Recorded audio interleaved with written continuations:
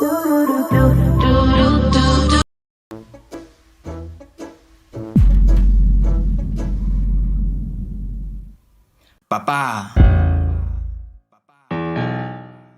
papá,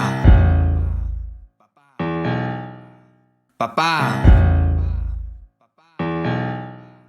papá, Max, what are you doing? papá. Eu o quê? Eu sou teu filho, ok? Mas algo preciso de falar. Pai viu que o ano já tá bazar. Não bati o exame, então vou chumbar.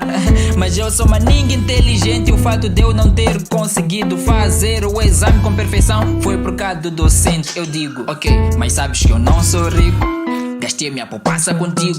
Tu só sabes jogar Fortnite com aquele teu brado rico.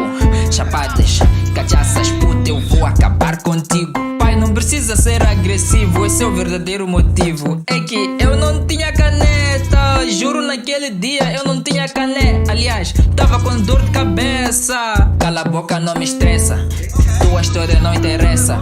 A única coisa que importa é que sim, tu vai partir a tua cabeça.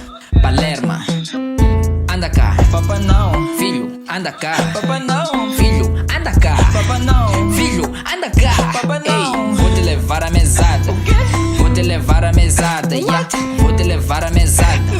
Vou te levar à mesada, yeah. Se me levares à mesada, pai, eu vou perder as nanas. Eu vou perder os bradas. Ainda terás uma casa, se não queres dormir nas caixas.